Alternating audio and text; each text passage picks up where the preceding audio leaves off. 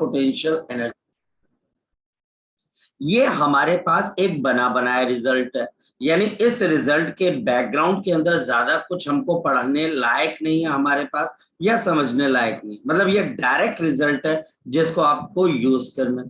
और हमारे पास direct result क्या है, याद रखिएगा, फोकस करिएगा कि conservative force is given by differentiation of the potential energy with respect to the distance R, with respect to the आपके पास डिस्टेंस था। तो हम इसको टिपिकली क्या बोलते हैं, ग्रेडियंट। हम इसको क्या बोलते हैं, ग्रेडियंट। ग्रेडियंट मतलब आपके पास क्या आ जाती है, जब कोई फिजिकल क्वांटिटी चेंज करती है with respect to the distance, changing with respect to the distance, changing with respect to the distance, उसको हम क्या बोल देते हैं, ग्रेडियंट बोल देते हैं। उसको बच्चे हम क्या बोल देते हैं, ग्रेडियंट बोल देते हैं। और हमारे पास ये F क्या है, ये मेरे पास आ गई कंजर्वेटिव फोर्स। फटाफट हम इसके ऊपर एक क्वेश्चन करते हैं। ये मेरे पास आ गई कंजर्वेटिव फोर्स, फटाफट इसके ऊपर हम यहाँ पर क्वेश्चन करते हैं। क्वेश्चन क्या है, इफ द फोर्स आपके पास है, if the potential energy, if the potential energy is given by, this is given by, हमारे पास पोटेंशियल एनर्जी कैसे दी जाती है, U is equal to A divided by R की power square with negative sign, negative sign भी आप ले लीजिए। फाइंड द फोर्स एक्टिंग या conservative force, find the force acting या फिर कंजर्वेटिव फोर्स, या फिर कंजर्वेटिव फोर्स ऑन दी आपके पास बोर्ड जी। अब बताओ आप कैसे बोलोगे, क्योंकि साफ टीचर आपको पोटेंशियल एनर्जी दे रहा है। टीचर मुझे क्या दे रहा है, जगजोत पार्थ नितिका, पोटेंशियल एनर्जी, ये पोटेंशियल एनर्जी दे रहा है। पोटेंशियल बोल रहा है कि भैया आप इसकी करो डिफरेंशिएशन। करना क्या है, डिफरेंशिएशन करनी है, और डिफरेंशिएशन करके फोर्स निकल जानी है, डिफरेंशिएशन करके फोर्स निकल जानी है। अगर वो आर की कोई फिक्स वैल्यू देता है, उसकी वैल्यू डालकर फोर्स निकल जानी है। जैसे अब मेरे पास यहां पर मुझे निकालनी है फोर्स, कैसे निकलेगी फोर्स, तो मेरे पास force is equal to minus of d by D R of आपके पास minus of a divided by आपके पास आर का स्क्वायर, ये मेरे पास है आर का स्क्वायर, ये मेरे पास गिवन है। किसी भी पॉइंट को आपने मिस नहीं करना, ये नेगेटिव साइन फॉर्मूले का, ये नेगेटिव साइन गिवन है। तो हमारे पास F is equal to minus minus plus हो जाएगा, जो कांस्टेंट है वो बाहर आ जाएगा, d by D R of r की पावर -2। जल्दी बोलो कितना आ जाएगा, ये आ जाएगा -2a इंटू आर, और यह r की पावर -2 -1, तो कितने आ जाएगी -3। तो आपकी फोर्स किसके बराबर है, -2a r की पावर, आंसर आ जाएगा। अब टीचर इसका बी पार्ट भी बना देता है, बोलता है find the force at r is equal to 2 metre. चलो बोल देता है, तो कैसे बताएंगे, सो देयरफॉर अब बताओ फटाफट, the force is equal to -2a into 2 की power 3, so minus of a upon आपके पास कितना आ जाएगा, 4 न्यूटन की फोर्स है, minus of a by 4 Newton की हमारे पास यहाँ पर क्या आ जाएगी बच्चे, फोर्स आ जाएगी, minus of a by 4 Newton की क्या आ जाएगी बच्चे, फोर्स आ जाएगी जी। कोई डाउट इसके अंदर से किसी किस्म का, शाबाश, कोई डाउट किसी किस्म का इसके अंदर से, वेरी गुड, बोलो ठीक है, क्लियर है, हाँ जी बोलो। तो ये -a/r² कैसे आया, मतलब ये गिवन है क्वेश्चन में सर, एक बार क्वेश्चन ये गिवन है, एग्जैक्टली शौर्य, ये गिवन है, ये इंफॉर्मेशन हमारे पास गिवन है, इट इज गिवन, ये देखिए गिवन लिखा हुआ है, ठीक है, okay sir. Okay, so next अब हमारे पास ये टिपिकल प्रॉब्लम भी हमने सॉर्ट आउट कर दी। देखिए ज्यादा मुश्किल नहीं है, ज्यादा मुश्किल नहीं है, लेकिन अब हम इसको आगे की तरफ को लेके चलते हैं। कैसे, एक बात बताओ, पहला कॉन्सेप्ट मुझे बताइए, the differentiation of a constant quantity is, बोलो Zero. zero. The differentiation of a constant quantity is zero. The differentiation of a constant, अगर मेरे पास कोई कांस्टेंट क्वांटिटी है तो उसकी डिफरेंशिएशन हमेशा क्या होती है, जीरो होती है। दिस इज जीरो, ये हमेशा जीरो होती है। और कांस्टेंट हमारे पास दो तरीके से भी और बताई जा सकती है। अगर कोई चीज मैक्सिमम होगी तो टेक्निकली वो भी कांस्टेंट हो जाती है क्योंकि वो उसके ऊपर नहीं जा रही, यानी वो फिक्स हो गई है।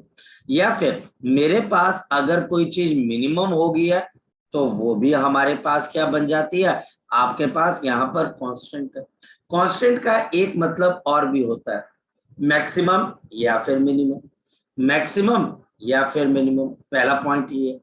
दूसरा, मुझे अब एक चीज बताइएगा, यहाँ पर एक कटोरी है, कटोरी बाउल जिसमें हम दाल खाते हैं, जिसके अंदर हम बच्चे सब्जी रख के खाते हैं। उस बाउल के बॉटम के अंदर एक बॉडी को रखा गया, फिर इस बाउल को इन्वर्ट कर दिया जाए, फिर इस बाउल को क्या कर दिया जाए, इन्वर्ट कर दिया जाए, और मेरे पास यही मास आपके पास ऊपर रख दिया जाए। आपको क्या लगता है, और ये ग्राउंड है, यहाँ पर मेरे पास ग्राउंड है, और सॉरी ग्राउंड ऊपर बना रहा था, ये ग्राउंड है, ये बॉडी है जिसका मास mkg है, डॉटेड लाइन ग्राउंड बना रही। कहाँ पोटेंशियल एनर्जी ज्यादा और कहाँ पर कम है, क्या लगता है आपको? कहाँ सर दूसरे वाले में ज्यादा। नीचे वाले में ज्यादा और ऊपर वाले में कम, कि इसमें कम और इसमें ज्यादा? सर दूसरे वाले में ज्यादा। दूसरे वाले में सर ज्यादा होगी। बिल्कुल, तो पोटेंशियल एनर्जी यहाँ पर मिनिमम है और पोटेंशियल एनर्जी यहाँ पर क्या आगे, मैक्सिमम है। लेकिन एक बात बताओ बच्चों, मैं आपको धीरे धीरे कुछ क्वेश्चंस पूछता जाऊंगा। यहाँ पर ये मास को अगर मैं रख के छोड़ दूं, क्या ये मास अपनी जगह से हिलेगा कि यहीं पे रहेगा बच्चों? ये जो मास है बॉटम पे रख दिया, आपने अपने घर में कटोरी ली और उस कटोरी को सीधा रखकर उसके बीच में आपने 1 रुपए के कॉइन को रख दिया ऐसे, क्या वो कॉइन यहाँ पे रखने के बाद मोशन करेगा कि जैसा है वो वैसा रहेगा? क्या लगता है आपको? ये जैसा है ये वैसा है, सर वैसे रहेगा, ये भी वैसा रहेगा। इसका मतलब यहाँ पर फोर्स जीरो है और यहाँ पर भी फोर्स आपके पास है जीरो। कहने का मतलब बच्चा हमारे पास, इसको हम कौन सा पॉइंट बोलते हैं, इक्विलिब्रियम पॉइंट। अब ये ध्यान से देखना, एक्चुअल के अंदर ये चीजें आपको स्कूल लेवल पे कोई नहीं पूछेगा, बट आपकी तैयारी ज्यादा लंबी है, आप वॉरियर हो, मतलब कि आपको लड़ाई करनी है, आपको लड़ाई करनी है अपने कॉम्पिटिटर से, अपने उम्र के बच्चों के साथ, वो बच्चे जो कि बहुत बढ़िया ढंग से किसी भी कंपटीशन की तैयारी करें, उसके हिसाब से आपकी तैयारी पूरी मुकम्मल होनी चाहिए, आपको एक एक चीज पता होनी चाहिए। तो ये इक्विलिब्रियम है, क्योंकि यहाँ पर भी फोर्स जीरो है, ये भी फोर्स जीरो। अब पॉइंट आता है, हम यहाँ पर इसको कैसे बोल देते कि ये फोर्स आपके पास जीरो है, हम बोल देते हैं कि ये इक्विलिब्रियम है, पोटेंशियल एनर्जी मिनिमम या मैक्सिमम। तो तीसरा पॉइंट आपके पास क्या आता है, फोकस करना, फोकस करना बच्चे, यानी कि हमारे पास फोर्स इज इक्वल टू किसके बराबर है, माइनस du/dr। अगर मैं फोर्स को जीरो कर देता हूं तो इसका मतलब मेरे पास क्या आ जाएगा, बताओ शाबाश, minus du/dr is equal to zero. Minus of du/dr is equal to हमारे पास ये किसके बराबर आ गया, जीरो के बराबर आ गया। और ये हमारे पास क्या बोलती है, यह हमारे पास यहाँ पर ये बोला जाता है कि ये आपके पास एक इक्विलिब्रियम वाला पॉइंट आ गया, क्योंकि फोर्स को आपने जीरो कर दिया, फोर्स को आपने जीरो कर दिया, और इसकी वजह से आप क्या बोलोगे, या तो आपकी पोटेंशियल एनर्जी मैक्सिमम होगी और या फिर पोटेंशियल एनर्जी आपके पास क्या आ जाएगी, मिनिमम। या तो आपकी पोटेंशियल एनर्जी मैक्सिमम हो जाएगी या फिर आपकी पोटेंशियल एनर्जी यहाँ पर क्या हो जाएगी, मिनिमम हो जाएगी। ये आपको समझ में आना चाहिए और टीचर आपको बताएगा कि वो क्या पूछना चाहता है। दूसरी बात, अगर इस मास को मैं उठाकर ऊपर ले जाकर छोड़ दूं तो ये मास क्या करेगा? शाबाश, ये मास जो पहली फिगर का मास है, जो ए फिगर का मास है, इसको मैं अपनी जगह से हटा दूं और ये छोड़ दूं तो ये मास क्या करेगा? बताओ शाबाश। इसको थोड़ा फिर से नीचे आ जाएगा। नीचे आ जाएगा और नीचे आकर फिर कहां पर चला जाएगा? इधर चला जाएगा। यानी कि बार बार ये इस पॉइंट पर आएगा जहां से ये चला था। और इस मास को अगर मैं यहां से नीचे की तरफ को धक्का दे दूं, फिर ये मास कहां पर आ जाएगा? ग्राउंड में। और क्या ये अपने आप ऊपर जा सकता है? No sir. No sir. इस वजह से इसको हम बोलते हैं स्टेबल इक्विलिब्रियम। क्या बोलते हैं हम इसको? Stable equilibrium. और ऐसे इक्विलिब्रियम में जहां फोर्स तो जीरो लग रही है पर पोटेंशियल एनर्जी मैक्सिमम है, हम ऐसे इक्विलिब्रियम को क्या बोलते हैं? Unstable equilibrium. क्या बोलते हैं हम इसको? Unstable equilibrium. +2 में जाकर बच्चा ये बोलता है कि सर क्वेश्चंस आ रहे हैं। किसके क्वेश्चंस आ रहे हैं? सर स्टेबल और अनस्टेबल इक्विलिब्रियम के। बेटा आपने क्या वर्क पावर एनर्जी में पढ़ा था? सर हमें किसी ने बताया नहीं था। तो इस बहानेबाजी से आज आपको निकलना है, आपको इन चीजों में से बाहर निकलना है कि हमें किसी ने नहीं बताया, हमको सब कुछ पता है और हम कर सकते हैं। और एक और बात, ये पॉइंट जाकर जुड़ता है आपके पास लास्ट चैप्टर के साथ, simple harmonic motion. Simple harmonic motion कैसे? याद रखना, सिंपल हार्मोनिक मोशन के अंदर एक बॉडी किसी पॉइंट के about to and fro move करती है। तो कोई भी बॉडी अगर स्टेबल इक्विलिब्रियम में है तो उसकी मोशन सिंपल हार्मोनिक मोशन होगी, यानी कि वो टू एंड फ्रो मूव करेगी। वो बॉडी हमारे पास कैसे मूव करेगी? टू एंड फ्रो आपके पास मूव करेगी। चलिए, यहां पर अगर आपको कोई चीज पूछनी है you can ask me, you can. Excuse me sir. हाँ बोलो। सर ये हमने फोर्स हमने जीरो एज्यूम किया या फिर सर ये है? बेटा रियलिटी में ये फोर्स जीरो होती है, अजम्पशन नहीं है। सर कैसे हुई मतलब? रियलिटी के अंदर फोर्स जीरो है ना। अभी तेरे घर के सामने जो फ्रिज है वो रेस्ट पे है कि मोशन में है? रेस्ट पे। तो वो फोर्स जीरो है उसके ऊपर। Yes sir. Okay sir. समझ गया? इसी तरीके से कटोरी के बेस में आपने एक मास को रख दिया, वो रेस्ट पे होता है, तो फोर्स क्या होती है? जीरो होती है। और अगर आप उसको अपनी जगह से हिलाते हो तो ये बार बार कटोरी के बेस में आना चाहता है, यानी कि वो एक स्टेबल इक्विलिब्रियम में रखा हुआ है। अगर आप कटोरी को उल्टा कर दो, इन्वर्ट कर दो, तो इसके टॉप के ऊपर अगर आप किसी मास को रख देते हो तो ये मास आपके पास जीरो फोर्स है, लेकिन ये मास अगर नीचे की तरफ को आता है तो अपनी मर्जी से ऊपर नहीं चला जाता, यानी कि ये हमारे पास अनस्टेबल इक्विलिब्रियम, ये हमारे पास अनस्टेबल इक्विलिब्रियम है।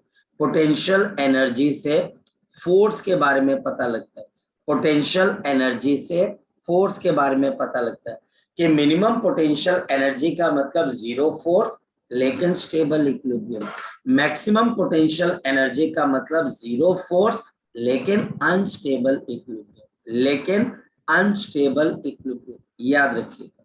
Next question, next question, question हमारे पास क्या है? If the potential energy, if the potential energy is given by A divided by R square minus B divided by R cube, जहां पर A और B कांस्टेंट है, जहां पर A और B कांस्टेंट है, जहां पर A और B हमारे पास कांस्टेंट है, find the equilibrium point, find the equilibrium point, find the equilibrium point, find the equilibrium point, find the equilibrium point of the find the equilibrium point of the system। अब teacher ने आपको एक question दे दी, ये question वही बच्चा decode कर पाएगा जिसको पोटेंशियल एनर्जी, डिस्टेंस और फोर्स के बीच में एक रिलेशन पता, और जिसको नहीं पता वो बोलेगा ये क्वेश्चन गलत है या इस क्वेश्चन को मैं टारगेट कैसे करूं। मैं समझाता हूं कैसे टारगेट करना।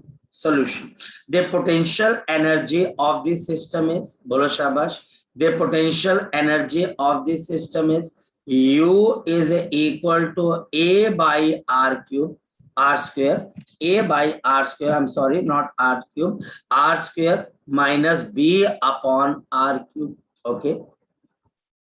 Next one, the force is given by minus du by dr. The force is given by minus of du by dr. अगर हम यहां पर नेगेटिव लगाते हैं, आप डिफरेंशिएशन ए, और यहां पर D by D R of क्या आ जाएगा, आर की पावर -2 माइनस ऑफ, यहां पर हमारे पास बी आ जाएगा बाहर, and D by D R of R की पावर -3। जरा देख लेते हैं, ये मेरे पास -a और r की पावर -2, r की पावर -2 की डिफरेंशिएशन क्या आ जाएगी, -2 r की पावर -3। इसके डिफरेंशिएशन प्लस ऑफ 3b, और प्लस क्यों हो गया, माइनस माइनस, और 3 नीचे आ जाएगा, और r की पावर -4। शाबाश। तो मेरे पास फोर्स किसके बराबर आ गई, ये नेगेटिव साइन बाहर है, minus of -2a upon R cube and plus of 3b upon R की पावर 4। ये मेरे पास फोर्स आ गई। अब ये फोर्स हमारे पास इक्विलिब्रियम की बात कर रही है, तो ये फोर्स इक्विलिब्रियम पे आपके पास किसके बराबर हो जाएगी, इक्विलिब्रियम का मतलब क्या होता है, जीरो फोर्स। तो इक्विलिब्रियम का मतलब जीरो फोर्स, ये नेगेटिव साइन अंदर चला जाएगा, 2a upon R cube minus 3b upon R की पावर 4। देयरफॉर मेरे पास 2a upon R cube is equal to 3b upon R 4, या फिर 2a is equal to 3b upon R. तो बताओ इक्विलिब्रियम पॉइंट कहां पर आएगा, 3b अपॉन 2a। ये वो पॉइंट है जहां पर नेट फोर्स जाकर क्या हो जाएगी, जीरो, जहां पर नेट फोर्स आपके पास आकर क्या हो जाएगी, जीरो हो जाएगी, जहां पर नेट फोर्स आपके पास आकर क्या हो जाएगी, zero. This is called the equilibrium point.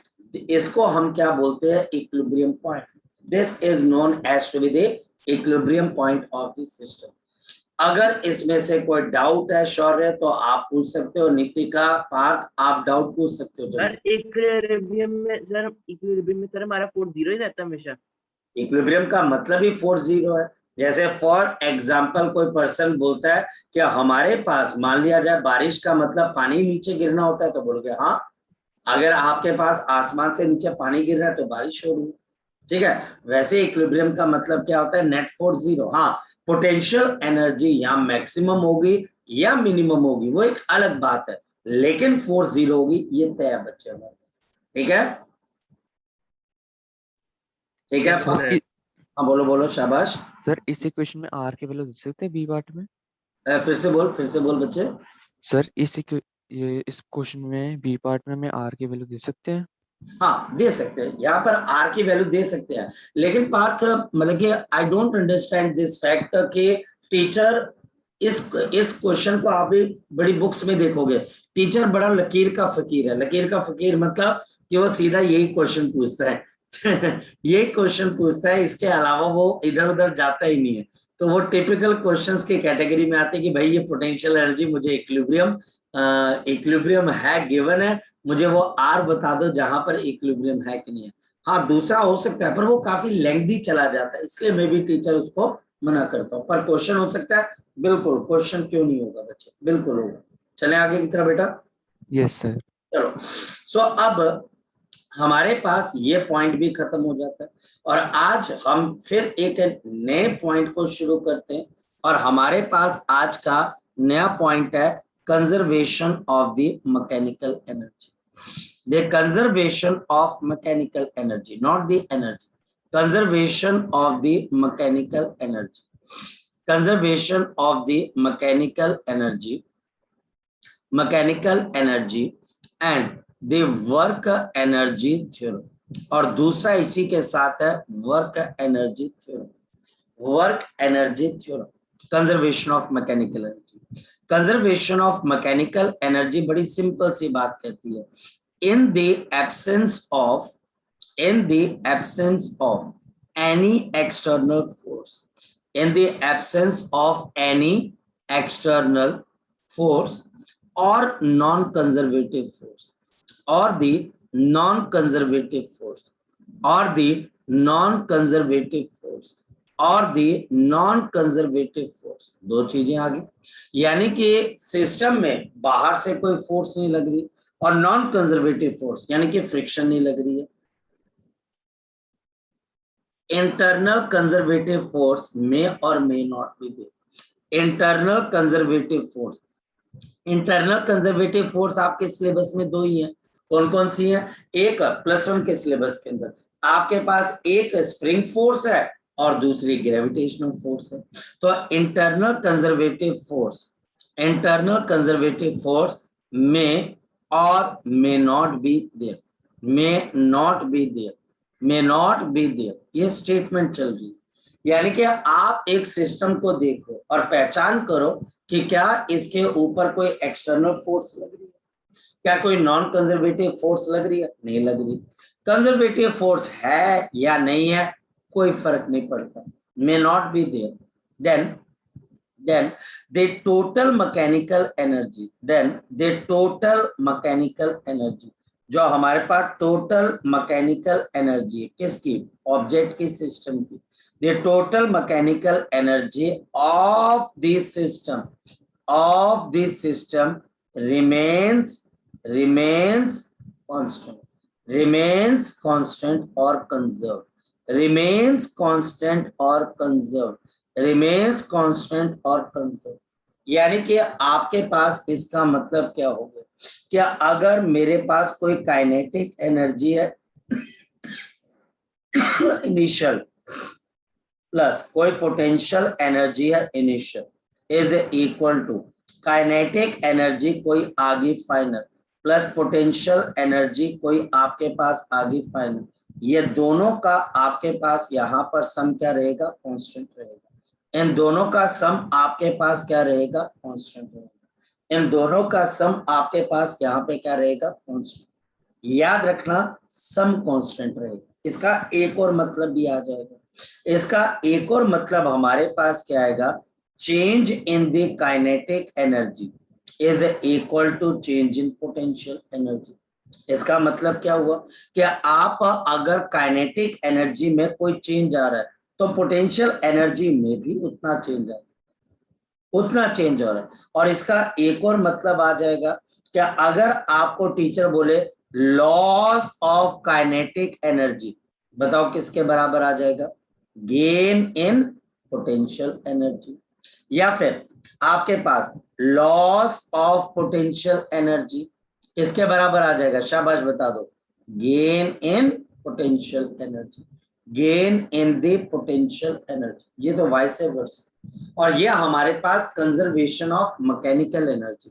कई बच्चों से जब इसके बारे में पूछा जाता है कि बेटा बताओ what is conservation of mechanical energy, बच्चा पता क्या जवाब देता है? Sir the energy is neither created nor it can be destroyed, it is changing its form from one to another। तो गलत बात है, ये कंजर्वेशन ऑफ मैकेनिकल एनर्जी नहीं है, ये कंजर्वेशन ऑफ टोटल एनर्जी है। कंजर्वेशन ऑफ मैकेनिकल एनर्जी बोलता है कि आपकी मैकेनिकल एनर्जी यानी कि sum of kinetic and potential energy conserve रहती है, कांस्टेंट रहती है। लेकिन कब कंजर्व रहती है, कब कांस्टेंट रहती है?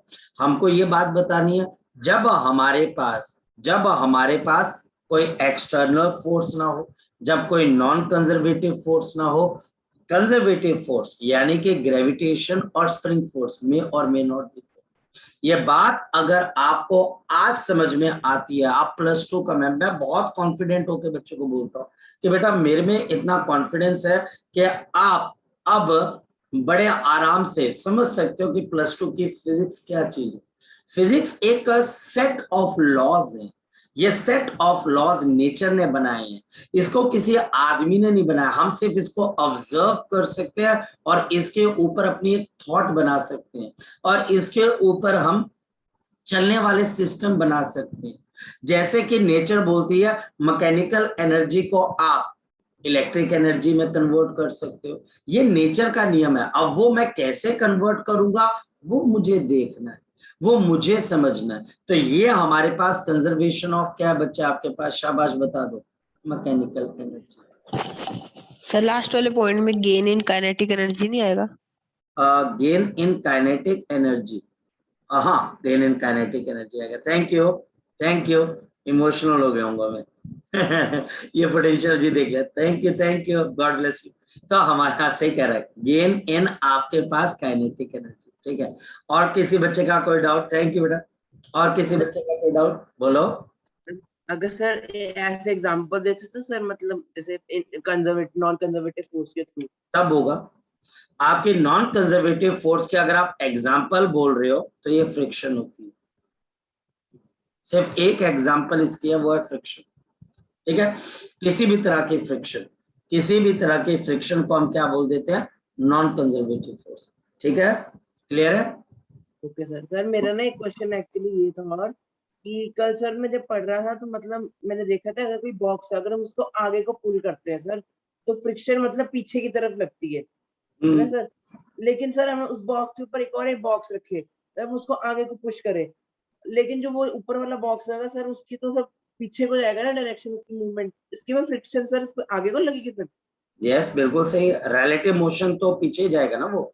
आप अगर नीचे वाले ब्लॉक को खींचोगे तो नीचे वाला ब्लॉक आगे जा रहा है, नीचे वाले से वो फ्रिक्शन कहाँ पर लग रही है आपके पास, नीचे वाले पे के वजह से ऊपर वाला ब्लॉक कहाँ की तरफ को जाता हुआ नजर आएगा, पीछे, तब उसके ऊपर फ्रिक्शन पीछे लगेगी, सॉरी आगे लग जाएगी बच्चे, ठीक है।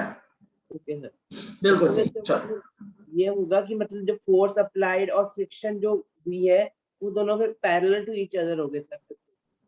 नहीं देखो, यहाँ पे रिलेटिव मोशन देखना होता है। वैसे तो बच्चे अभी ये करेक्ट प्लेटफॉर्म नहीं है, आप फ्रिक्शन के मेरे से अलग से डाउट ले लीजिएगा, क्योंकि फिर हम हमारा रास्ता कहीं और चला जाएगा, ठीक है। लेकिन मैं आपको ब्रीफ में बता देता हूँ, क्योंकि आपने क्वेश्चन पूछा हो ये बॉक्स के ऊपर अगर बॉक्स है, जब आप इसको आगे खींचोगे तो ये बॉक्स की सरफेस आगे जाएगी, तो बॉक्स के ऊपर फ्रिक्शन पीछे लगेगी और ऊपर वाले ब्लॉक के ऊपर फ्रिक्शन आगे लग जाएगी, क्योंकि फ्रिक्शन पेयर्स में प्रोड्यूस होती है, ठीक है बेटा।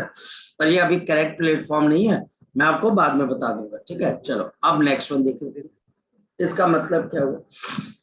ओके, सो इसके लिए सबसे पहली एग्जांपल जो हमें यहाँ पर समझ में आनी चाहिए, कंजर्वेशन ऑफ मैकेनिकल एनर्जी।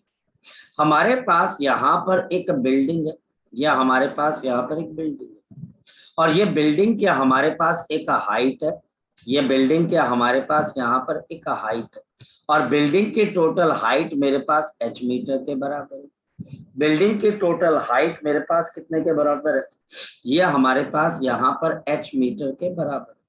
यहाँ से एक बॉल को रिलीज किया जाता है with the initial velocity of आपके पास है 0 मीटर पर सेकेंड। चलिए, ये पॉइंट मेरे पास ए आ गया, ये पॉइंट मेरे पास बी आ गया, और ये पॉइंट मेरे पास सी आ गया।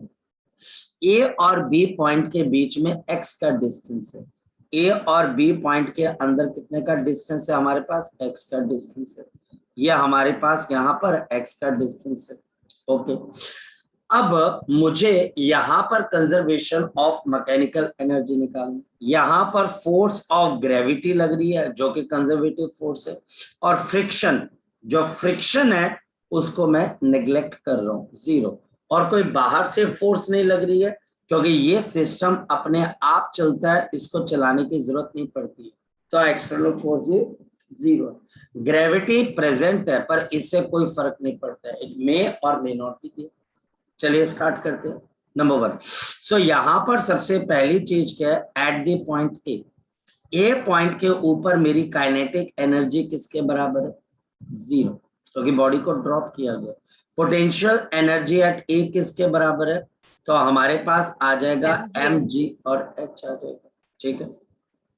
बॉडी जब x डिस्टेंस कवर करती है, after covering distance x, after covering distance x, after covering distance x, अगर हम यहाँ पर डिस्टेंस x को कवर कर लेते हैं तो हमारे पास वी गेन अ वेलोसिटी, तो we gain a velocity, we gain a velocity, we gain a velocity.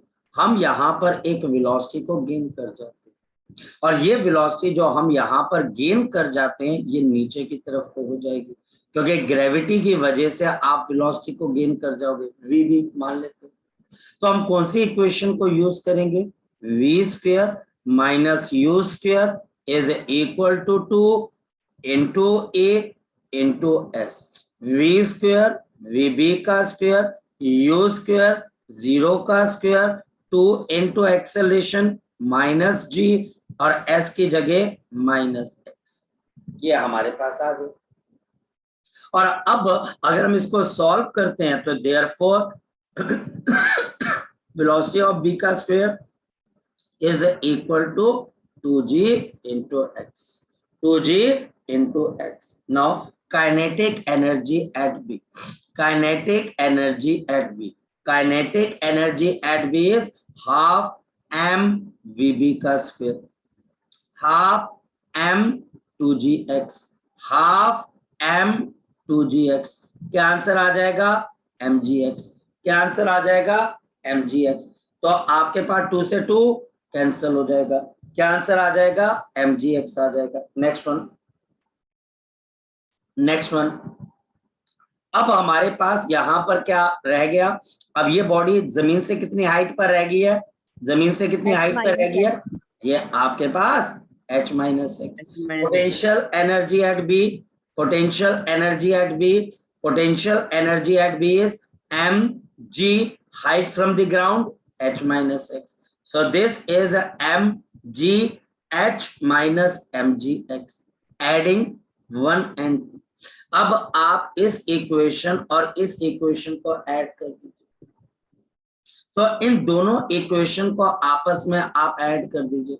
B kinetic energy B और पोटेंशियल एनर्जी एट बी को आपस में ऐड कर दीजिए। सो एडिंग, जल्दी से ऐड कर दीजिए, एडिंग। सो ऐड अगर हम करेंगे, what is the mechanical energy, what is the mechanical energy at B? शाबाश, बताओ what is the mechanical energy. So पहले मैं ये भी लिख देता हूं, the mechanical energy at A is 0 plus mgh. So this is a mg into h. So mechanical energy at B is kinetic energy B, potential energy at B. जल्दी बोलिए।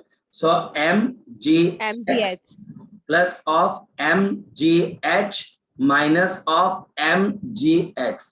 So mgx got cancel और हमारे को क्या मिल जाएगी? Mechanical energy mgh। क्या आपकी mechanical energy में कोई चेंज आया? नहीं, कोई चेंज नहीं आया। अगर काइनेटिक, अगर पोटेंशियल एनर्जी के अंदर लॉस कितने का है? माइनस mgx का, और काइनेटिक एनर्जी के अंदर गेन कितने का है? mgx का। ये देखो, यहां से भी पता लग रहा है, यहां से भी आपको एक चीज पता लग रही है। अगर आप देखें, आपकी पोटेंशियल एनर्जी mgs थी, now mgh minus mgx loss हुआ। This is the loss of potential energy, और यही लॉस क्या बन गया? Gain in the potential, gain in the kinetic energy. Next one, अगर ये बॉडी ग्राउंड पे पहुंच जाती है, व्हाट विल हैपन? अगर ये बॉडी सी पॉइंट पर पहुंच जाती है तो देखते हैं कि आपके पास क्या होगा।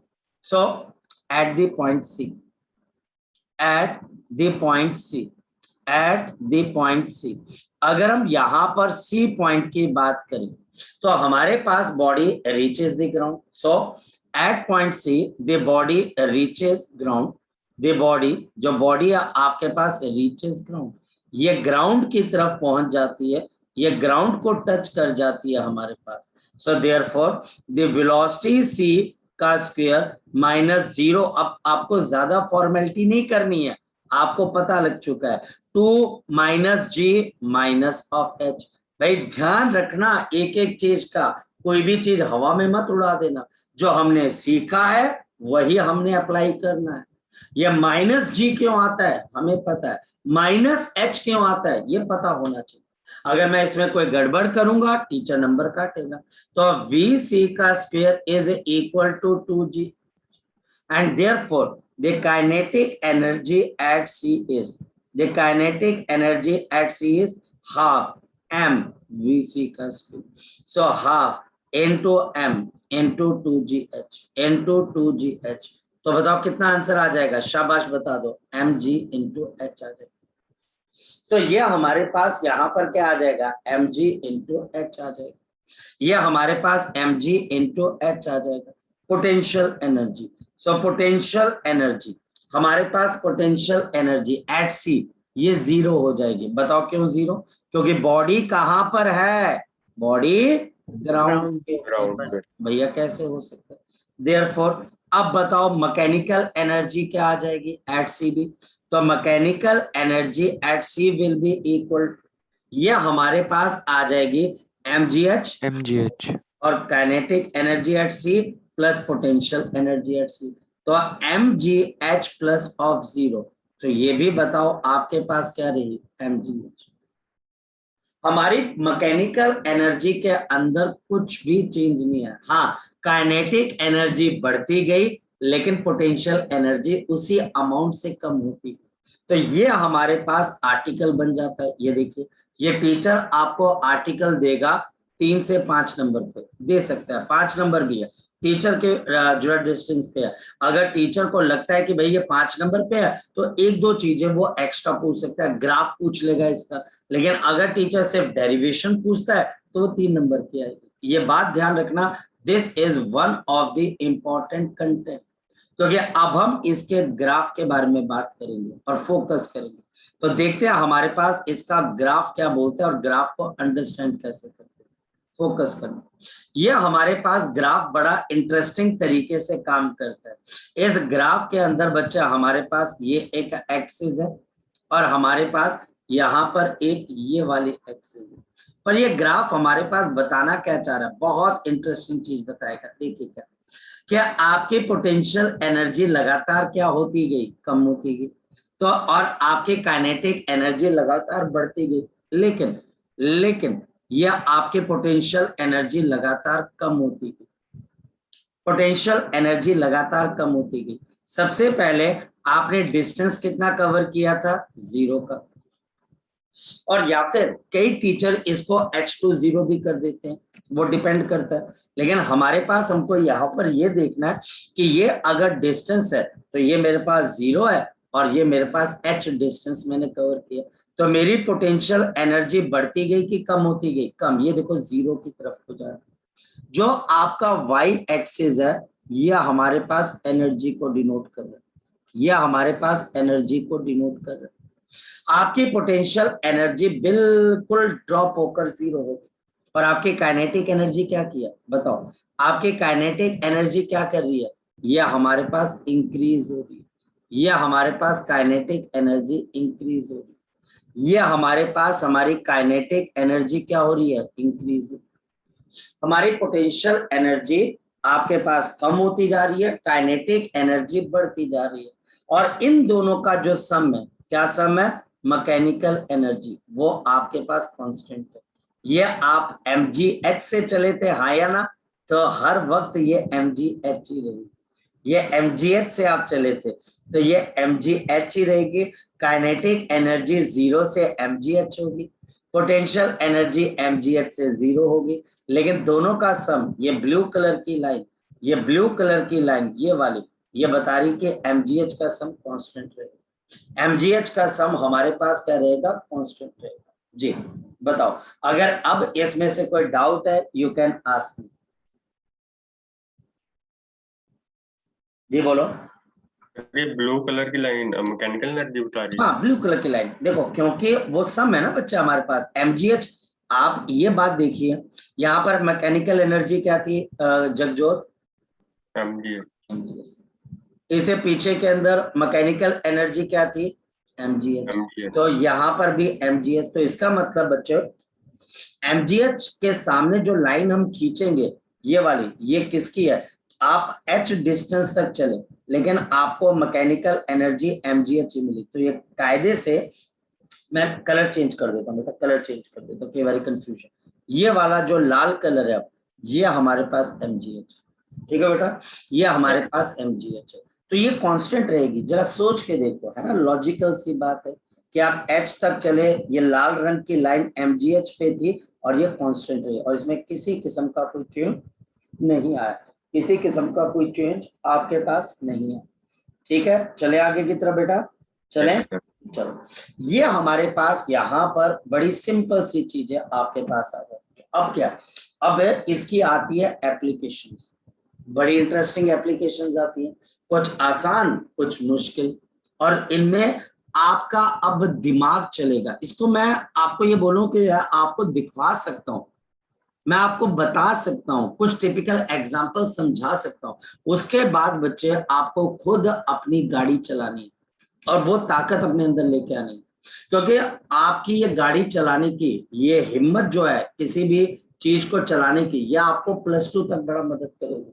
आपको बहुत मजा आएगा क्योंकि आप मैक्सिमम क्वेश्चंस को अब लगा पाओगे, और जितना आपने न्यूटन्स लॉज ऑफ मोशन वगैरह किया, जो पुली प्रॉब्लम की या कुछ भी किया, उसको भी हम इस मेथड से सॉल्व कर सकते हैं। पर है क्या, मैं एक एग्जांपल लेता हूं, फोकस करना। शुरुआत करते हैं एक बड़ी सिंपल से क्वेश्चन के साथ, और सिंपल सा क्वेश्चन है हमारे पास कि मेरे पास यहाँ पर एक कार है, फोकस करना, ये हमारे पास यहाँ पर एक व्हीकल है, कार है हमारे पास, ये बच्चा हमारे पास यहाँ पर एक कार है, और ये कार हमारे पास एक सर्टेन स्पीड के साथ चल रही है, ये कार हमारे पास एक सर्टेन स्पीड के साथ चल रही है, ये हमारे पास यहाँ पर कार है और ये एक सर्टेन स्पीड के साथ चल रही है, और इस कार की फ्रिक्शनलेस ग्राउंड पे चल रही है, फ्रिक्शन कहीं नहीं, ये कार हमारे पास यहाँ पर v मीटर/सेकंड से चल रही है। एक्चुअल में ये रियलिटी भी है, ये रियलिटी भी है। हम अपनी कारों की क्रैश टेस्टिंग करते हैं। क्रैश टेस्टिंग क्यों करते हैं? ताकि हम ये जान सकें कि आपके पास इनकी इस पर्टिकुलर स्पीड पे इम्पैक्ट क्या होगा, इसके स्ट्रक्चर पे क्या असर होगा। ये मेरे पास एक स्प्रिंग है और ये मेरे पास यहाँ पर स्प्रिंग कांस्टेंट है K न्यूटन मीटर। ये हमारे पास कार है जिसका मास mkg है, और ये कार जाकर हमारे पास इसके ऊपर क्रैश हो जाती है। ये जो हमारे पास स्प्रिंग है, ये माना जाता है कि हमारे पास मासलेस है, और आपके पास पूरी सरफेस नीचे से क्या है, आपके लिए फ्रिक्शनलेस है। हमारे पास पूरी की पूरी सरफेस नीचे से आपके पास क्या है, शाबाश बताओ, फ्रिक्शनलेस। तो नीचे वाली सरफेस हमारे पास यहाँ पर फ्रिक्शनलेस है, और हमारे पास ये स्प्रिंग आ गया जो जिसका spring constant K newton metre है, और ये मासलेस है। अब फोकस करना, फोकस करना, बड़ी सिंपल सी बात। इफ द कार, ये जो कार है बच्चा हमारे पास, हिट्स द स्प्रिंग, ये स्प्रिंग को बच्चा हमारे पास यहाँ पर हिट करता है, एंड और साथ ही साथ बच्चे कम्स, और ये comes to rest after covering distance x, after covering distance x, after covering the distance x। ये डिस्टेंस x को कवर करके आपके पास किस पे आ जाता है, रेस्ट के ऊपर आ जाता है। कौन बच्चा हमारे पास, ये car. Calculate the compression in the spring, calculate the compression in the spring, calculate the compression in the spring, calculate the compression in the spring, calculate the compression in the spring। मुझे इस spring के अंदर क्या निकालनी है बच्चा, आपके पास compression निकालनी। मुझे इस पर्टिकुलर स्प्रिंग की क्या निकालनी है बच्चे, कंप्रेशन निकालनी, ये कितने से कंप्रेस होगी। ओके, बड़ी सिंपल सी बात है, बड़ी सिंपल सी बात है, मैं आपके साथ डिस्कस कर लेता हूं सॉल्यूशन। क्या यहाँ पर कोई एक्सटर्नल फोर्स लग रही है, आंसर है बिल्कुल भी नहीं। क्या कोई फ्रिक्शनल फोर्स लग रही है इसके अंदर से, क्या कोई फ्रिक्शनल फोर्स लग रही है इसके अंदर से, बिल्कुल भी नहीं। ना एक्सटर्नल फोर्स लग रही है, ना फ्रिक्शनल फोर्स लग रही है। और क्या इसके अंदर स्प्रिंग फोर्स लग रही है, यस। स्प्रिंग फोर्स कैसी कैटेगरी के अंदर आती है, कंजर्वेटिव। ओके, सो यहाँ पर सबसे पहले कंजर्वेशन ऑफ मैकेनिकल एनर्जी लगेगा। पहले बताओ, इस सिस्टम के अंदर दो सिचुएशंस है। पहली सिचुएशन बिफोर क्रैश, बताओ बच्चे एनर्जी किस किस के पास थी, आपके पास कार के पास कौन सी एनर्जी थी और स्प्रिंग के पास कौन सी एनर्जी थी? स्प्रिंग के पास 0 एनर्जी थी और कार के पास हाफ mv² की एनर्जी, हाँ या ना? यही तो थी। और मैकेनिकल एनर्जी किसके बराबर होती है? ये हमारे पास होती है sum of kinetic energy plus potential energy before crash. और आफ्टर क्रैश क्या हुआ, जरा बता सकता है कोई बच्चा मुझे? आफ्टर क्रैश आपकी कार ने रुकना है, ठीक है, क्योंकि कम्स टू एट रेस्ट। तो कार की फाइनल काइनेटिक एनर्जी क्या है? 0। और स्प्रिंग में इसके बदले में क्या स्टोर हो जाएगी? Potential energy. स्प्रिंग के अंदर इसके बदले में क्या स्टोर हो जाएगी? पोटेंशियल एनर्जी, हाफ इंटू के एक्स स्क्वायर, हाफ इंटू के एक्स स्क्वायर, हाफ इंटू हमारे पास क्या आ जाएगा? के एक्स, हाफ इंटू बच्चा हमारे पास यहाँ पर क्या आ जाएगा? के एक्स स्क्वायर। और अब हमारे पास यहाँ पर बड़ी सिंपल सी चीज आ जाती है, बड़ी सिंपल सी चीज, मेरे पास फ्रिक्शन लेस होना और बच्चा हमारे पास एक्सटर्नल फोर्स का ना होना क्या समझाता है? ये हमें एक बड़ी सिंपल सी चीज समझाता है कि आपके पास मैकेनिकल एनर्जी बिफोर क्रैश और मैकेनिकल एनर्जी आफ्टर क्रैश, ये आपस में क्या होनी चाहिए? सेम होनी चाहिए। बिफोर क्रैश और आफ्टर क्रैश आपस में क्या होनी चाहिए? सेम होनी चाहिए। तो जरा कर लेते हैं हम इसके अंदर से। तो बिफोर क्रैश मैकेनिकल एनर्जी किसके बराबर है? हमारे पास सिर्फ काइनेटिक एनर्जी है, half mv² plus of 0 is equal to, ये हमारे पास इज इक्वल टू किसके बराबर है? हाफ के एक्स का स्क्वायर। क्योंकि कार जिस डिस्टेंस के अंदर रुक रही है उसी डिस्टेंस के अंदर स्प्रिंग भी कंप्रेस हो जाएगा, इज इक्वल टू 0। तो अगर हम इसको सॉर्ट आउट करते हैं तो हमारे पास क्या आ जाएगा? mv² is equal to k x का स्क्वायर। तो आपके पास x will be equal to, तो v बाहर आ जाएगा under root of m upon k। तो x is equal to v under root of m by k। v under root of क्या आ जाएगा आपके पास? m by k। तो ये आंसर आ जाएगा। This question is from your NCERT। ये question हमारे पास किस में से बच्चे? NCERT में से। ये क्वेश्चन हमारे पास किस में से? NCERT।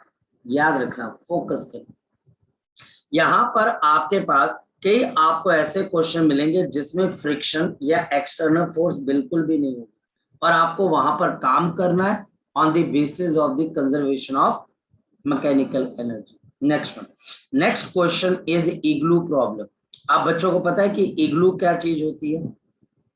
Yes sir. कहाँ पर बनते हैं इग्लू?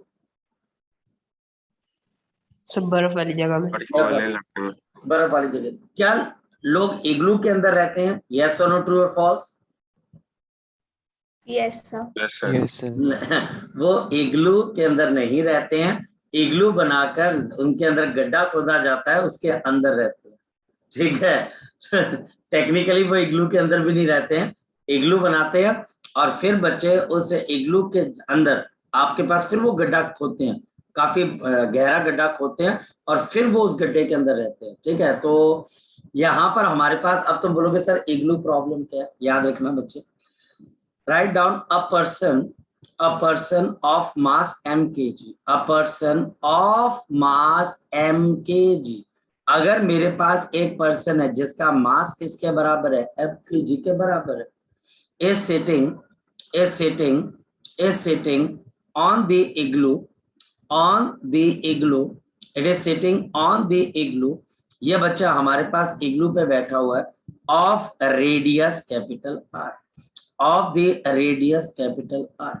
फ्रिक्शन कहीं नहीं, इग्लू में तभी बिठाया गया क्योंकि बर्फ है और बर्फ में फ्रिक्शन को हम नेग्लेक्ट कर सकते हैं, रेडियस आर। द पर्सन, जो पर्सन है हमारे पास, द पर्सन स्लिप्स, जो पर्सन है हमारे पास वो स्लिप करता है बच्चे, from the top of the igloo, from the top of igloo, from the top of the igloo.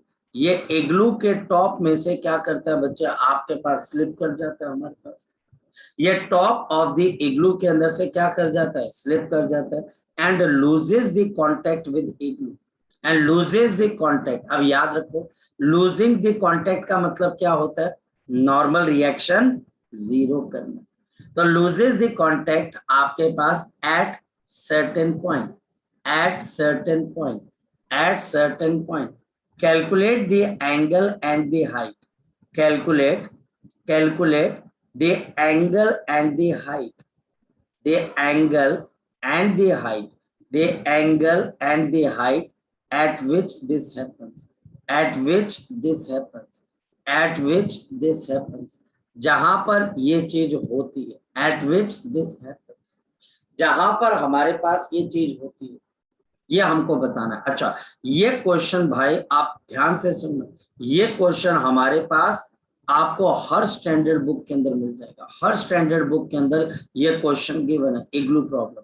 ये हमारे पास ऐसा ही होता है इग्लू भाई बच्चों, ये हमारे पास इग्लू है, ये सेंटर है, और ये हमारे पास इसका रेडियस किसके बराबर है? आर के बराबर। अच्छा, जो पर्सन इग्लू से नीचे की तरफ को गिरता है वो कौन सा मोशन करता है? स्ट्रेट पाथ करता है कि बच्चा आपके पास यहाँ पर कर्व्ड पाथ में चलता है? बताओ शाबाश।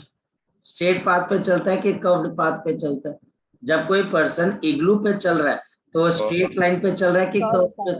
और ये कर्व्ड पाथ क्या है? सर्कल है कि क्या है बच्चे? सर्कल है। और सर्कल पे चलने के लिए कौन सी फोर्स की जरूरत होती है? शाबाश बताओ।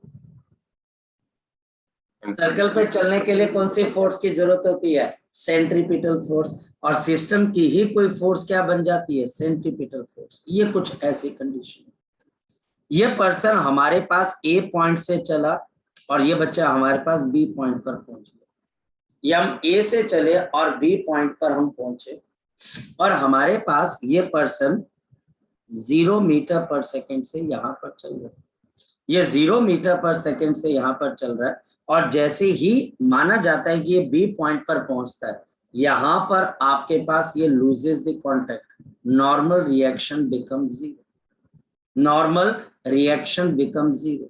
इस वक्त अगर मैं ग्राउंड को रेफरेंस मान, ये ग्राउंड है और ये रेफरेंस है, यानी सारी पोटेंशियल एनर्जी यहीं से मेजर हो।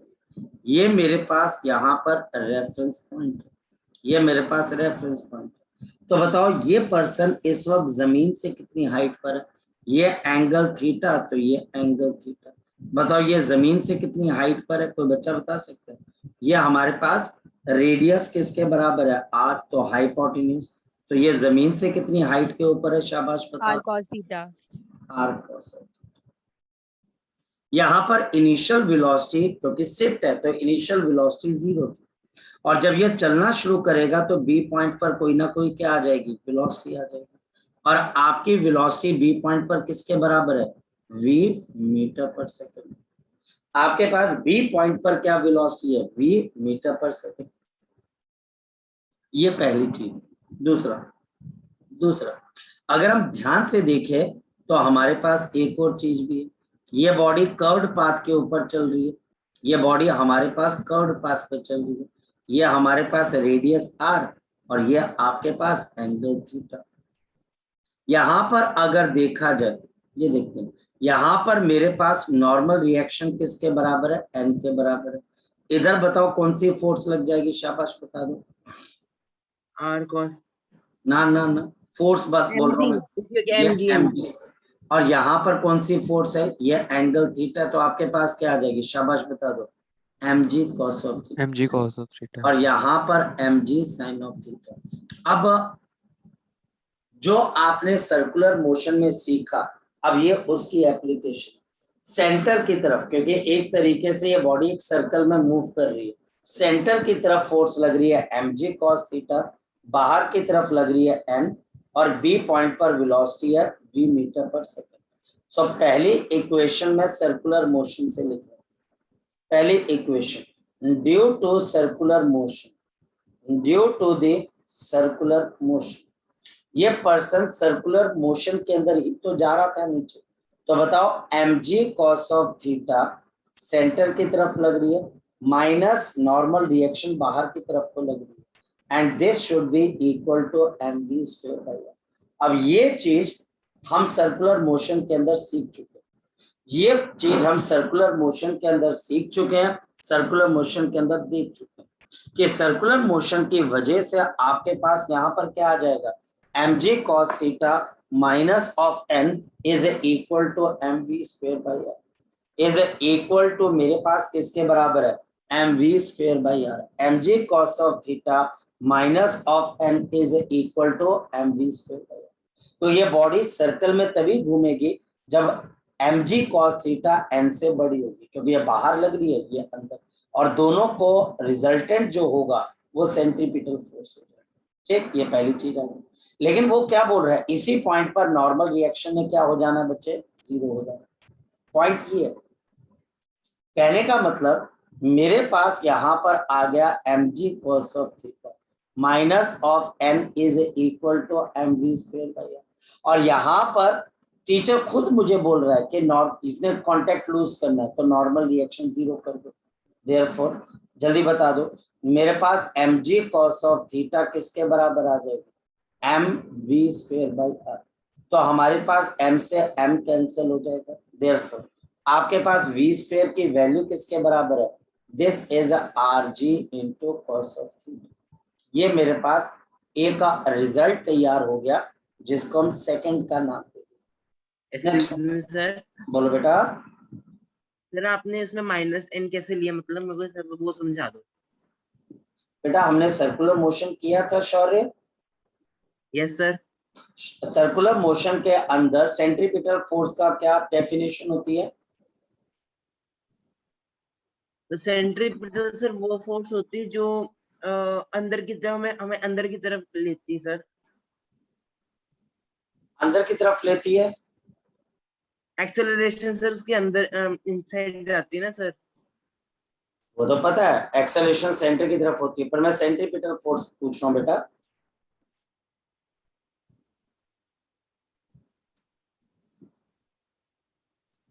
मैं सेंट्रीपिटल फोर्स पूछ रहा हूँ, सेंट्रीपिटल फोर्स क्या होती है, नितिका आप बताओ, पार्थ आप बताओ क्या होती नेट है। फोर्स। सेंट्रीपिटल फोर्स है शौर्य, नेट या अनबैलेंस्ड फोर्स होती है जो कि सर्कल के सेंटर की तरफ को लगती है, नेट या फिर अनबैलेंस्ड फोर्स। अगर किसी सर्कल में, अगर किसी सर्कल के सेंटर की तरफ F1 फोर्स लग रही है और बाहर की तरफ मेरे पास F2 फोर्स लग रही है, तो बताओ सेंट्रीपिटल फोर्स क्या होगी इसके अंदर से, बताओ क्या होगी सेंट्रीपिटल फोर्स। F1 क्या बेटा, शाबाश। F1 गलत बात है ना बच्चे, फिर F2 कहाँ चली जाएगी। नेट फोर्स क्या होती है, नेट फोर्स होती है वेक्टर सम, जितनी फोर्सेस लग रही है उनका सम। ठीक है, ये बात मैंने सर्कुलर मोशन में बहुत ढंग से बताई थी बेटा कि आप क्या गलतियां करोगे, क्या आपके मिसकॉन्सेप्शंस डेवलप हो जाएंगे, और आपको इनसे बचना है, आपको इनसे बचना है, आपको इनसे बचना है बेटा। F1 नहीं, F1 माइनस F2, क्योंकि net yes sir। Unbalanced, net, net का मतलब है इन दोनों को माइनस करना पड़ेगा, क्योंकि 180 डिग्री पे जो नेट फोर्स होती है, नेट फोर्स आपके पास अंदर होनी चाहिए F1 माइनस F2। यहाँ पर इस पे अंदर लग रही है mg cos थीटा सेंटर की तरफ, बाहर n लग रही है, तो नेट फोर्स सेंटर की तरफ कौन सी लग जाएगी, mg cos theta minus n। mg cos theta minus n। बिल्कुल एग्जैक्टली बच्चे, बस इतनी सी तो बात है हमारे पास। Okay okay sir. Next one, very good, बहुत अच्छे बच्चे, शाबाश। तो ये चीज आ गई। नेक्स्ट, अब मैं यहाँ पर कंजर्वेशन ऑफ मैकेनिकल एनर्जी लगा देता हूँ। कंजर्वेशन ऑफ मैकेनिकल एनर्जी कैसे, जरा ध्यान से देखो। टॉप मोस्ट पॉइंट के ऊपर, टॉप मोस्ट पॉइंट के ऊपर इसके पास सिर्फ पोटेंशियल एनर्जी थी mgr, और बी पॉइंट के ऊपर पोटेंशियल प्लस काइनेटिक है। और देखिएगा क्या चीज है हमारे पास, यहाँ पर टॉप मोस्ट पॉइंट के ऊपर mgr की पोटेंशियल एनर्जी थी, काइनेटिक जीरो थी, और बी पॉइंट पर mgr cos थीटा रहेगी, क्या बच्चे, पोटेंशियल एनर्जी, हाइट कम होगी, और आपकी काइनेटिक एनर्जी किसके बराबर आ जाएगी, हाफ mv का स्क्वायर। v स्क्वायर किसके बराबर है, rg cos थीटा। तो पहले तो m से m कैंसिल हो जाएगा, gr is equal to gr cos of theta plus of half v square, तो rg cos ऑफ थीटा। तो यह हमारे पास gr जी आर और जी आर कैंसिल, तो 1 is equal to cos of theta plus of half cos of theta. तो अब मेरे पास 1 is equal to 3/2 cos of theta. तो ये बॉडी कितने एंगल पे गिर जाएगी बच्चे हमारे पास, शाबाश बताओ। तो ये बॉडी, जब ये बॉडी एंगल कवर करेगी कॉस इनवर्स 2/3 का, तो ये जमीन पे गिर जाएगी, यानी कि ये बॉडी लूज कर जाएगी कांटेक्ट, ये इस इग्लू का मोशन छोड़ देगी। और ये one of the very very important बहुत इंपॉर्टेंट है बच्चे, बहुत इंपॉर्टेंट रिजल्ट है। अब आपने ये कर लिया ना, हो सकता है किसी एग्जाम में ये क्वेश्चन डायरेक्ट आ जाए और आपको रिजल्ट याद रहना चाहिए, कॉस इनवर्स 2/3। और मुझे ये भी बताना है कि ऐसा कौन सी हाइट पर हो रहा है, तो कौन सी हाइट पर हो रहा है, आर कॉस ऑफ थीटा। तो जरा देख लेते हैं, तो हमारे पास ऐसा कौन सी हाइट पर हो रहा है। तो अब लास्ट टीचर बोलता है जी कौन सी हाइट पर हो रहा है, तो हमारे पास this is happening at the height of R cos of theta. Cos theta किसके बराबर है, 2/3, तो r इंटू 2/3। तो ऐसा हमारे पास कौन सी हाइट पर हो रहा है, 2/3 of radius R, 2/3 of radius R, 2/3 of radius R. तो ये हमारे पास इस क्वेश्चन का क्या आ जाएगा, आंसर आ जाएगा। ठीक, तो ये one of the typical question है, और मैं एक्सपेक्ट करता हूं कि अभी आप घर पे बैठ के इस टिपिकल प्रॉब्लम को पहले सॉर्ट आउट करोगे। देखो 3 पेजेस की प्रॉब्लम है, और क्योंकि ये इसलिए करवाई गई है ताकि अब आप समझदार बनो, मैच्योर बनो, और बाकी बच्चों से तुमने आगे निकलना, बाकी बच्चों से आगे निकलना। वो तभी निकलोगे जब आप हिम्मत करोगे। बोलो सर ये डायरेक्ट आ सकता है पेपर में? क्या क्या क्या क्या, बोल बोल। ये क्वेश्चन, ये वाला इग्लू प्रॉब्लम डायरेक्ट आ सकता है क्वेश्चन बिल्कुल बिल्कुल डायरेक्ट आएगा, मैं बोल रहा हूँ ना। एचसी वर्मा के अंदर तुम देखोगे इस कॉस इनवर्स 2/3 को आप बहुत जगहों पर देखोगे, ये बहुत जगहों के ऊपर ये कॉस इनवर्स 2/3 मिलेगा आपको, और ये क्वेश्चन डायरेक्ट आएगा। तभी मैंने आपको 3 पेजेस, तभी तो मैंने आपके 3 पेजेस भरवाए भाई, कहीं ये ना लगे सर ने हमें रट्टा लगवा दिया। ठीक है, तो ये डायरेक्ट आएगा, बिल्कुल डायरेक्ट आएगा। ठीक है, ठीक है, यस सर। चलो सर ये वाला चैप्टर और कितना रहता है अभी? हाँ, बोलो बेटा, बोलो सर ये वाला चैप्टर कितना रहता है और? बेटा। ये चैप्टर फिनिश है, इसमें बस एक टॉपिक और रहता है, पावर, वो कल हो जाएगा और ये चैप्टर खत्म हो जाएगा। ठीक है सर हमें स्कूल में 2 दिन में खत्म करा दिया पूरा। बेटा। अब बच्चे मैं अभी इतना प्रतापी तेजस्वी नहीं हुआ हूँ कि मैं 2 दिन के अंदर खत्म करा दूं। हाँ, स्कूल लेवल के हिसाब से मैं आपको एक बात शेयर कर देता हूँ। यहाँ पर कुछ बच्चों का पेपर था, ग्रेविटेशन तक का, स्कूल लेवल का। तो बेटा मैंने उनको 4 दिन के अंदर ग्रेविटेशन फर्स्ट बुक एनसीईआरटी की खत्म करवा दी थी। Work, power, energy, collision, centre of mass, rotational motion, gravitation, मैं उनको 5 दिन में खत्म करा दिया था, और मैंने जो उनको करवाया था वही स्कूल में आया था। ठीक है, तो करवाने को बेटा मैं तो फर्स्ट बुक 5 दिन, अभी आज से 5वें दिन के अंदर आप बोलो मैं एनसीईआरटी की पहली बुक खत्म करा दूंगा। लेकिन पॉइंट ये आपको, मैंने फिर वो पॉइंट स्किप कर दिए जो पॉइंट स्कूल में नहीं पूछे जाएंगे, हाँ या ना। ठीक है, ये इग्लू प्रॉब्लम आपको स्कूल में नहीं आएगी, लेकिन अगर स्कूल में नहीं आएगी तो इसका मतलब ये नहीं है कि कंपटीशन में नहीं आएगी। तो आप मुझे अपना विजन बता देना, मैं उस विजन के हिसाब से कंप्लीट। वो बच्चे थे 5 से 6, बोले सर हमको नहीं करना, हमको स्कूल में, बोला लाओ आ जाओ। मैं सुबह उनको बिठाता था 1 या 2 घंटे, लैब खत्म का, और वही, और सर जो आपने बोला वही स्कूल में आया, तो आएगा भी वही। ठीक है, हाँ जी बोलो सर। नेक्स्ट पेज कर दो सर, वो नोट करना था थोड़ा। चलो बेटा, तो यहाँ पर ये आपको बच्चे मिल जाएंगे बच्चे ना। सर हाँ जी बोलो। सर मेरा भी ना 29 को पेपर है, उसमें भी ग्रेविटेशन तक आ रहा है। तूने मुझे पहले बता देना था बच्चे, 29 को तू अभी लेट हो गया, क्योंकि तू अगर मुझे पहले बताते तो तेरी मैं ऑनलाइन लगा देता क्लास। खैर कोई बात नहीं। सिलेबस में भी आया। हाँ तूने लेट बता, तो बच्चे वही तो बात है, टीचर के साथ शेयर करनी होती है बात, कि सर मेरे साथ ऐसा होने वाला है। तो अगर ऐसा होने वाला है तो टीचर बोलता है चल भाई चक भाई तू, अगर जगजोत से भी मैंने ये बात बोली थी कि जगजोत तूने अगर मुझे हिंट दिया होता, बाकी बच्चों की क्लासें लग रही है, तुम्हें हिंट देना। अब देखते हैं बच्चे इसका मैं क्या कर सकता हूँ। ठीक है, ये बताना आगे होता है, कर दीजिए सर। हाँ ये बताना होता है बच्चे, ये बताना होता है, बिल्कुल बताना होता है कि सर हम ये महसूस कर रहे हैं। अब कल पार्थ ने, मैं साइकिल चला रहा था पर पार्थ ने क्वेश्चन किया, लेकिन अभी भी वो मेरे दिमाग में कि पार्थ को कभी बुलाकर वो चीज डिस्कस करनी, तो ये शेयर करनी होती है चीजें। ठीक है, चलो अभी आप आज तो क्या डेट हो गई है बच्चे हमारे पास, आज 23 हो गया। देखता हूँ बच्चे, ठीक है, मैं कोशिश करूंगा और इसका मैं कुछ इलाज करूंगा। ठीक है सर लास्ट लेक्चर के पीडीएफ भेजना सर मुझे। आप, मैं बच्चे, मैं देयर वाज ए स्मॉल, मैं थोड़ा सा अभी भी मुझे कहीं हॉस्पिटल वगैरह जाना पड़ेगा, तो इस वजह से मैं नहीं कर पाया था, लेकिन कोई बात नहीं, मिल जाएगी बच्चे। ठीक है, ओके चलिए सर, बच्चे, ओके बच्चे, God bless you, God bless you. Sir. Okay बच्चे, bye bye. Thank you sir. Bye बच्चे। Thank you.